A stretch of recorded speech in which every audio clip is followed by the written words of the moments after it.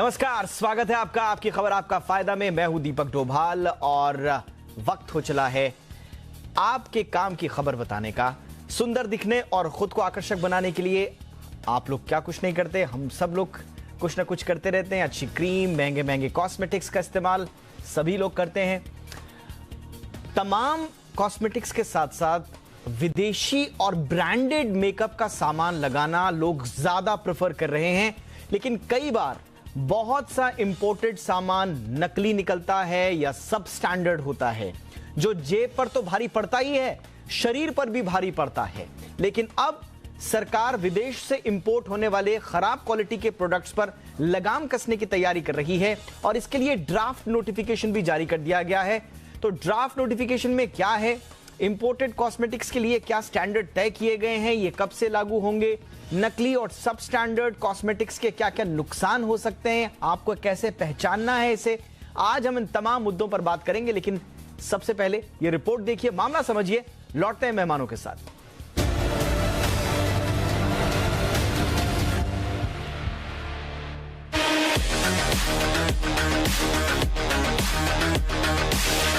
सुंदर और आकर्षक दिखना आज की सबसे बड़ी जरूरत है। खुद को निखारने के लिए लोग बड़ी से बड़ी कीमत भी चुकाने के लिए तैयार रहते हैं। बाजार में एक से बढ़कर एक कॉस्मेटिक प्रोडक्ट्स आ चुके हैं जो त्वचा को जवान, चमकदार और सुंदर बनाने की गारंटी देते हैं।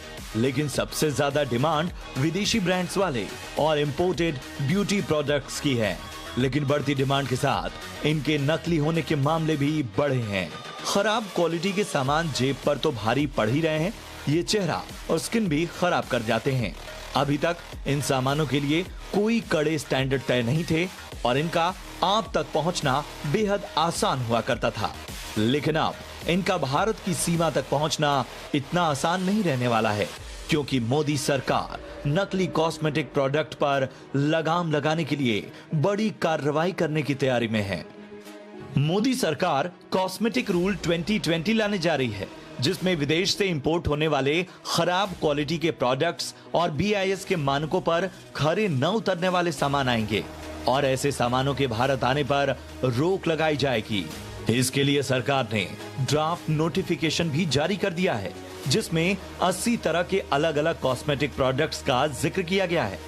ड्राफ्ट नोटिफिकेशन के मुताबिक अब विदेशी कंपनियों के सामान इंपोर्ट करने के लिए लाइसेंस लेना होगा और BIS के सर्टिफिकेशन के बाद ही कॉस्मेटिक्स इंपोर्ट किए जा सकेंगे। ड्राफ्ट नोटिफिकेशन में प्रोडक्ट बनाने में इस्तेमाल होने वाले कच्चे माल और तैयार प्रोडक्ट की पूरी जानकारी देने और उनके रख रखाव के लिए भी स्टैंडर्ड्स बनाए गए हैं। सरकार ने ड्राफ्ट नोटिफिकेशन पर जनता और स्टेक होल्डर से भी राय मांगी है। इसके लिए 45 दिन का वक्त दिया गया है। 45 दिन बाद सरकार इसका फाइनल नोटिफिकेशन जारी करने की तरफ अगला कदम उठाएगी। बाहर से आने वाले नकली ब्यूटी प्रोडक्ट्स पर सरकार लंबे वक्त से लगाम लगाने की तैयारी में थी। इसी कड़ी में अब ये कॉस्मेटिक रूल 2020 तैयार किया जा रहा है। ज्यादातर नकली कॉस्मेटिक्स का इस्तेमाल ब्यूटी पार्लर्स, सैलून में किया जाता है। इनमें ऐसे हानिकारक केमिकल्स मिले होते हैं जो चेहरे, आंखों, बालों सहित पूरे शरीर पर बुरा असर डाल सकते हैं।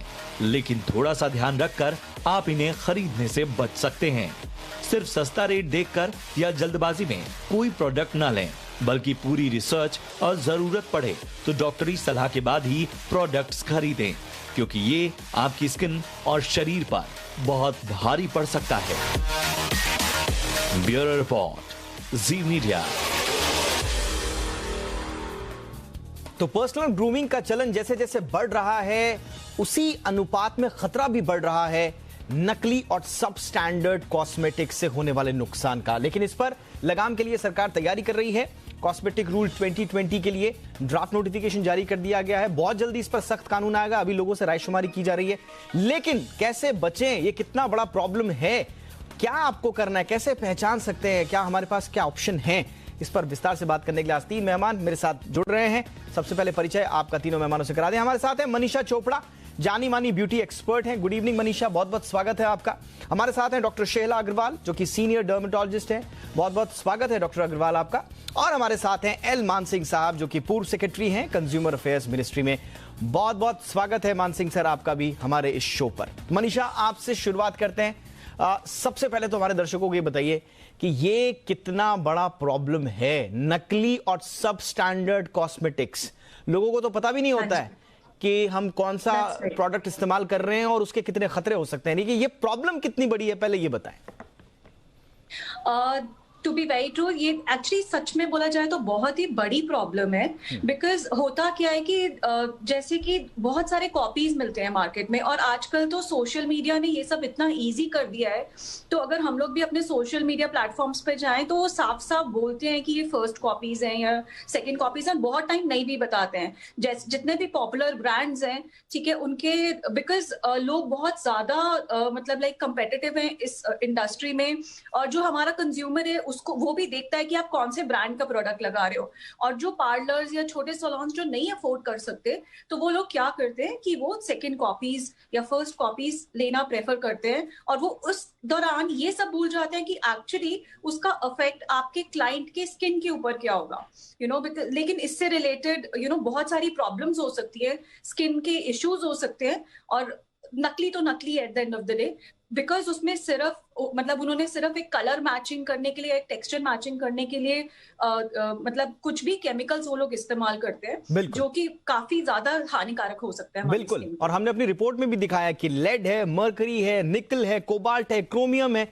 ये सारे के सारे जानलेवा विषैले तत्व हैं, और इनका इस्तेमाल जब उसमें होता है तो कहीं ना कहीं वो आपकी जान के ऊपर भी खतरा बन सकता है। और सबसे बड़ी बात कि नकली सामान पर फिक्की कैस्केड ने एक सर्वे भी किया था और पाया कि पूरे एफएमसीजी सेक्टर में, जिसके तहत ये ब्यूटी प्रोडक्ट्स भी आते हैं, 30% जो एफएमसीजी आइटम्स हैं भारत में वो नकली पाए गए हैं।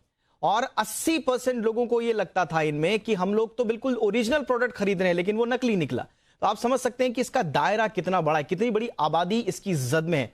डॉक्टर अग्रवाल, मैं आपसे समझना चाहूंगा, एक हमने ये समझा कि इसका दायरा कितना बड़ा है, प्रॉब्लम कितनी बड़ी है, लेकिन जो लोग नकली या सब स्टैंडर्ड ब्यूटी प्रोडक्ट्स यूज कर रहे हैं उनके ऊपर किस तरह के खतरे हैं मैम?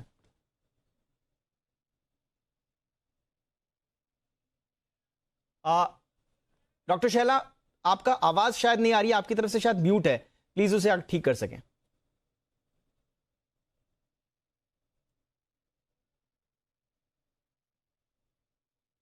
आपकी आवाज नहीं आ रही। मैं अपनी टीम से कहूंगा कि आपके ऑडियो को प्रॉब्लम को थोड़ा ठीक करें।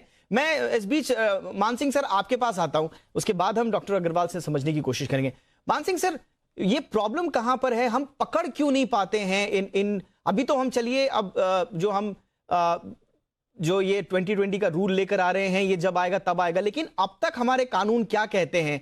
बाजार में जो नकली और सब स्टैंडर्ड प्रोडक्ट्स हैं उनकी धरपकड़ के लिए हमारे कानून कितना सख्त है या कितना उसमें अभी सुधार की गुंजाइश आपको लगती है सर? ये बहुत जरूरी था। बड़े दिनों से कंज्यूमर प्रोटेक्शन के लिए ये बहुत इसके ऊपर बहस चल रहा था, लेकिन अभी ठोस जो कार्यवाही अभी हो रहा है, और it is not a day सुन, ये बहुत पहले करना चाहिए था, लेकिन अभी हो रहा है।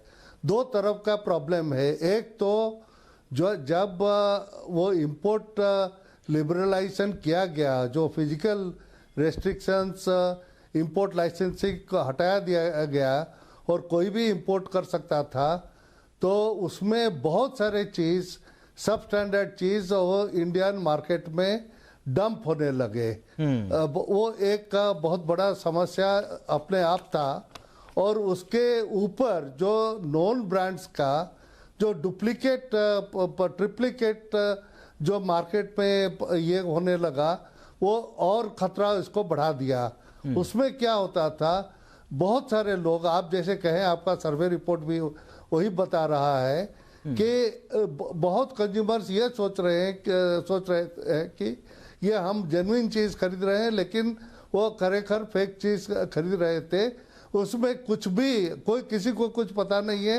वो जब वो आपका डर्माटोलॉजिस्ट आएंगे लाइन ऊपर, वो बता सकती है। बिल्कुल। इसीलिए इसको जो कंट्रोल और रेगुलेट करना था बहुत जरूरी था।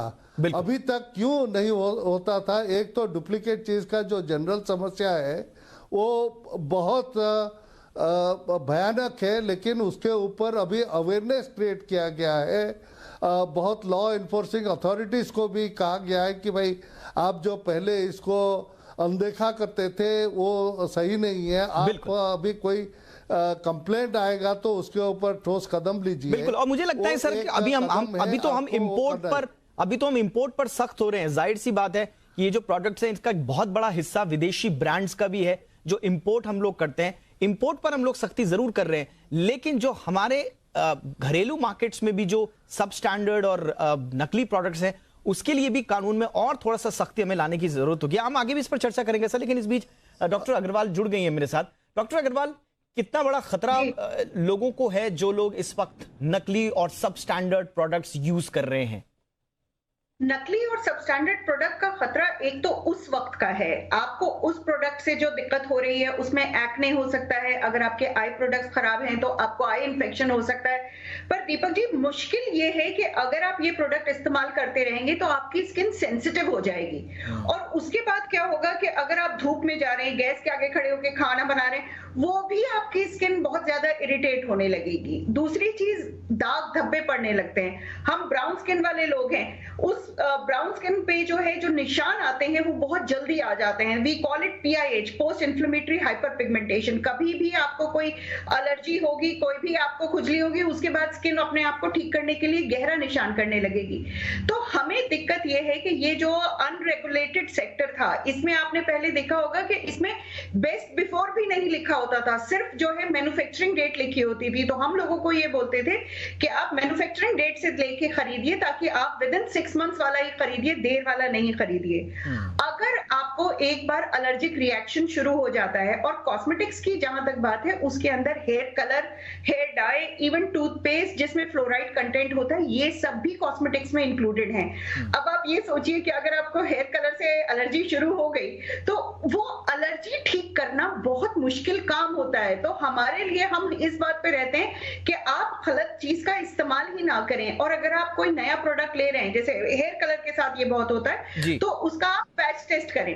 और पहले ये पैच टेस्ट नहीं किया जाता था, नहीं लिखा होता था, पर ये जो हमारा कॉस्मेटिक रूल 2020 आ रहा है, 2020 चलिए कुछ तो अच्छा कर रहा है, वो ये उसमें ये बात आ रही है कि आपके अंदर पूरे पैकेट के अंदर पूरी आपकी इंस्ट्रक्शंस लिखी होनी चाहिए। तो अवेयरनेस की बात, अवेयरनेस की जरूरत बहुत है। पता सबको होता है, लेकिन उस वक्त जल्दी में कुछ नहीं करते, और फिर वो जो नुकसान भुगतते हैं वो जिंदगी भर भुगतेंगे। बिल्कुल। और हम लोगों ने अब तक इस पर आंखें क्यों मूंद के रखी, ये मैं थोड़ा सा समझना थोड़ा सा चुनौतीपूर्ण लग रहा है, लेकिन बहरहाल देर आए दुरुस्त आए। सरकार अब इस पर बहुत सख्ती से एक नया कानून लेकर आ रही है। सभी स्टेक होल्डर्स को बोला गया है कि आप इसमें अपनी राय दीजिए, जरूर सरकारों तक वो बात पहुंचनी चाहिए। लेकिन मनीषा, क्या कोई ऐसा तरीका है कि हम नकली और असली या असली और सब स्टैंडर्ड में फर्क कर सकें? हाँ जी, डेफिनेटली। असली और नकली में जो होता है, मतलब हम लोग तो खुद मैन्युफैक्चर करते हैं cosmetic, skin care, hair care products, तो हमारे पास एक मैन्युफैक्चरिंग लाइसेंस नंबर होता है जो कि FDA आपको प्रोवाइड करता है, फूड एंड ड्रग्स अथॉरिटी से। तो वो जो लाइसेंस नंबर है वो एक असली प्रोडक्ट पे ही लिखा जाता है। और दूसरा ऐसा भी होता है कि आपको टेक्सचर के साथ भी पता चलता है, लेकिन पैकेजिंग में जो फर्क होता है ना, वो आप असली और नकली की बहुत आराम से पता कर सकते हैं। तो जो मैन्युफैक्चरिंग लाइसेंस नंबर है वो एक बहुत इंपॉर्टेंट चीज है इंडिया में मैन्युफैक्चर करने के लिए। और मैं तो बोलूंगी, जब हमने फैक्ट्री लगाई थी हरियाणा में, तो FDA हरियाणा, मतलब गवर्नमेंट बहुत ज्यादा सपोर्टिव है, आई वुड से, कि उन लोगों ने हमारी इतनी मदद करी थी कि हमें स्टेप बाय स्टेप गाइड किया था कि आपको ये इनिशिएटिव्स लेने होंगे। और जब गवर्नमेंट आपको इतना सपोर्ट करी है, आप अपना खुद का मैन्युफैक्चरिंग सही कर सकते हैं। तो आई थिंक कि इसका लोगों को सही तरीके से फायदा उठाना चाहिए, रादर देन कॉपीज प्रोड्यूस करके किसी और ब्रांड नेम पे नकली माल बेचने की। लेकिन मनीषा, मुझे अपना थोड़ा सा एक्सपीरियंस बताया। आपने बताया कि आपका खुद का ब्रांड है, आप मैन्युफैक्चरर हैं, मुझे बताइए कि मार्केट में आपके ब्रांड की अगर कॉपी बिक रही है या वो सब स्टैंडर्ड बिक रहा है, तो इस पे क्या अथॉरिटी जो है हमारी, जो तंत्र है हमारा, वो प्रोएक्टिव एक्शन लेता है, या पहले आपको जाके शिकायत करनी पड़ेगी, फिर वो पुलिस में कंप्लेंट करनी पड़ेगी, उसके बाद हरकत में आएंगे?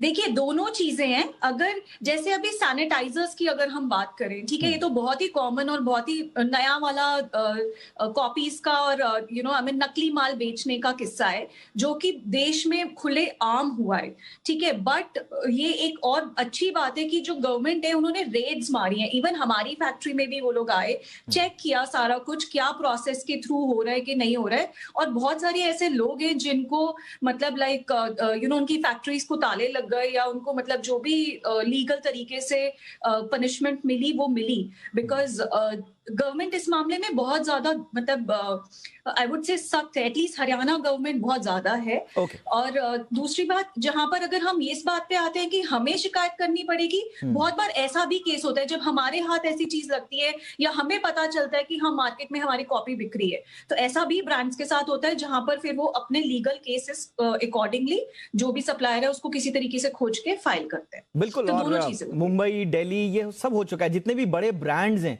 कॉस्मेटिक्स के, उन सब ने, उनके पास अपने अपने एक्सपीरियंसेस हैं कि उनको सरकार को और पुलिस को जाकर ये कंप्लेंट करनी पड़ी, फूड एंड ड्रग्स विभाग को जाकर ये बताना पड़ा कि हमारा कॉपी माल बिक रहा है, आप कुछ कीजिए। सो ये एक इशू है।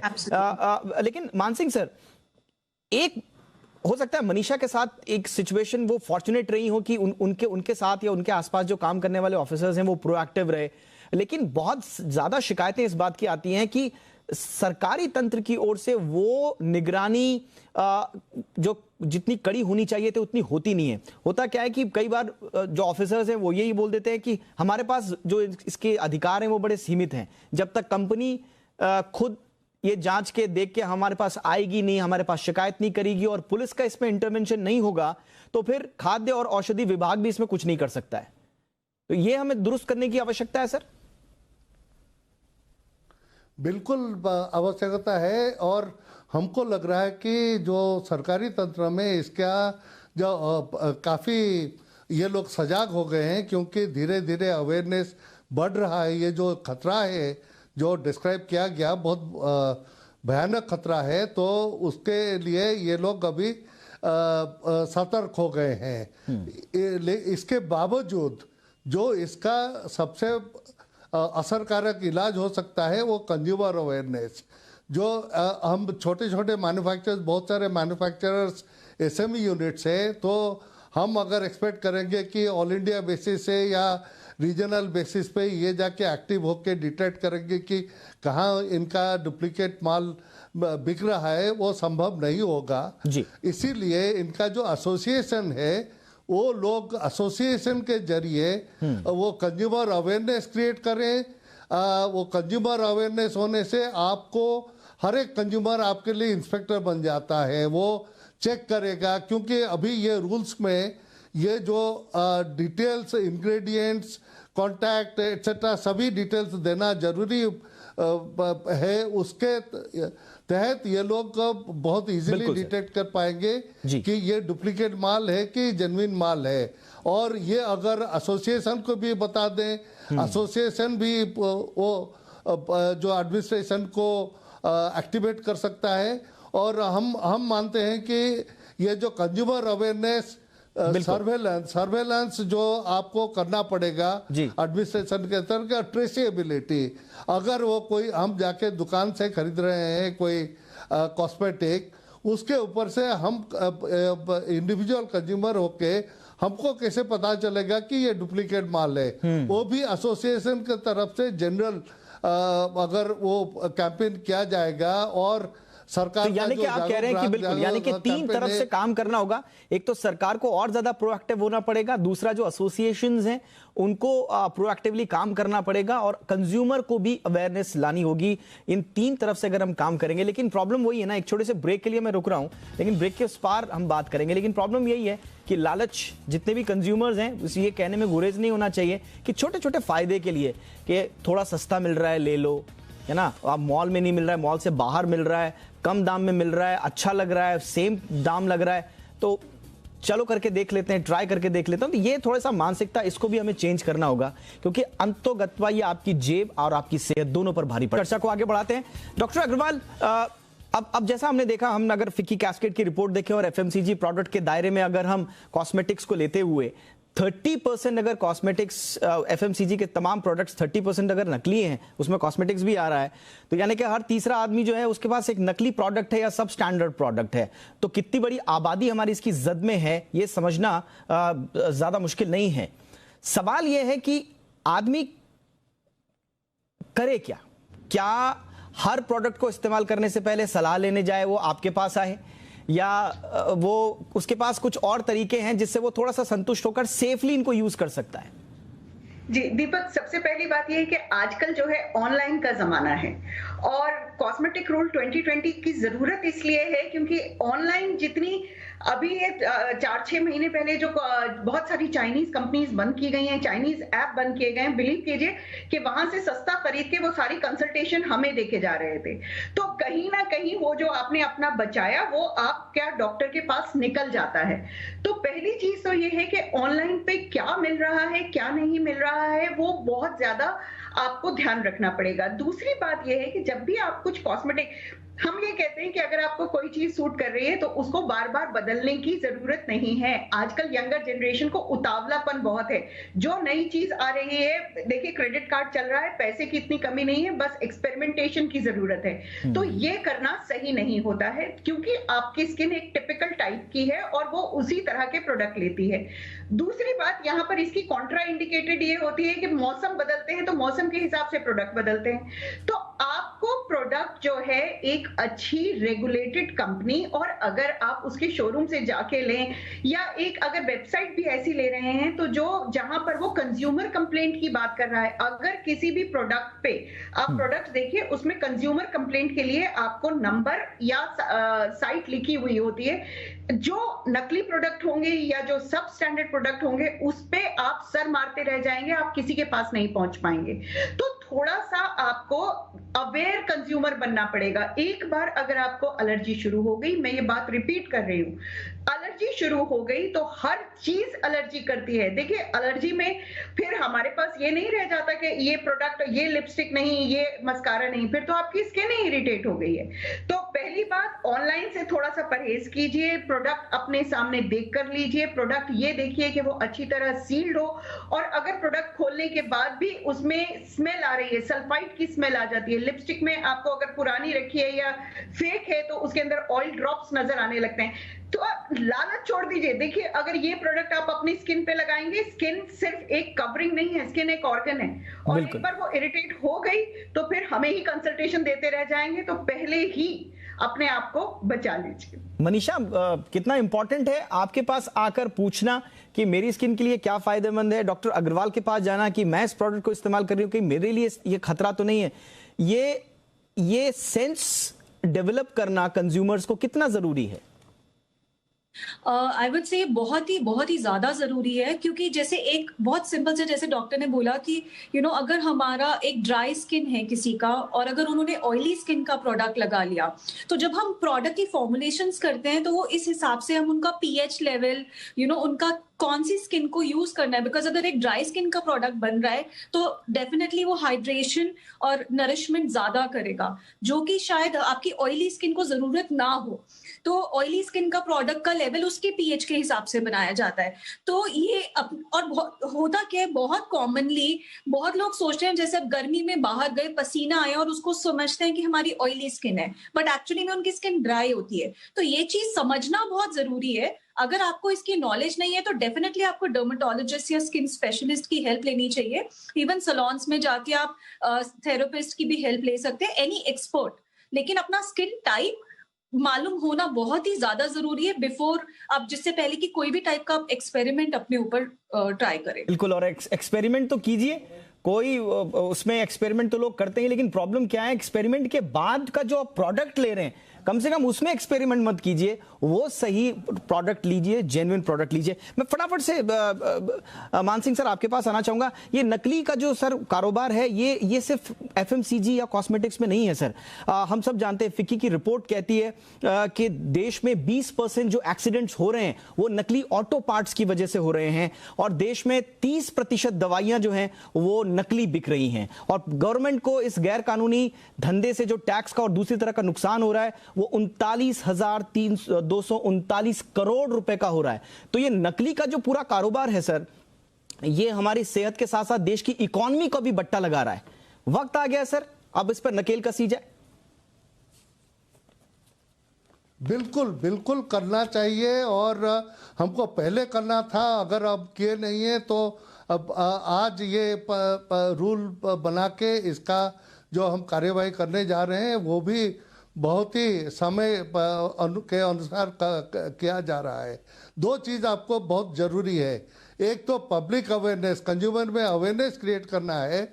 आप जो खुद ही बता रहे हैं कि भाई वो आप सही ऑथराइज्ड डीलर के पास से या दुकान से आप खरीदे, बाहर जाके फुटपाथ से या और कहीं खरीद रहे हैं क्योंकि वहाँ सस्ता मिल रहा है, वो धीरे धीरे वो कंज्यूमर को वहाँ से निकलना पड़ेगा। सेकंड, जो ट्रेसिएबिलिटी और सर्वेलेंस, वो ये जो हर एक पैकेट पे जो डिटेल्स देना पड़ेगा, जो इंग्रेडिएंट्स का, जो कंप्लेंट का कहाँ कर सकते हैं, कॉन्टैक्ट नंबर, ईमेल आईडी सब है, और बैच नंबर से भी कहीं पे आपको कंप्लेंट कर लेने से कहां से आया है, किस सोर्स से आया है, आप इमीडिएटली उसको जो बिल्कुल, यानी कि थोड़ी सी सावधानी से हम नकली और असली का तो पता कर ही सकते हैं, साथ ही साथ में अपनी भी मदद कर सकते हैं, सरकारों की भी मदद कर सकते हैं।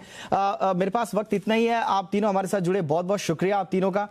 Manisha Chopra, thank you so much, वक्त निकाला आपने। Doctor Shaila Agarwal, thank you so much ma'am. L Maan Singh sir, आपका भी बहुत बहुत शुक्रिया। तो कॉस्मेटिक रूल 2020 आने में अब ज्यादा वक्त नहीं है। हम उम्मीद करते हैं कि ये रूल सख्त आए, और ताकि नकली और सब स्टैंडर्ड माल जो मार्केट में है उस पर पूरी तरह से अंकुश लगे। आज के शो में इतना ही, बहुत बहुत शुक्रिया।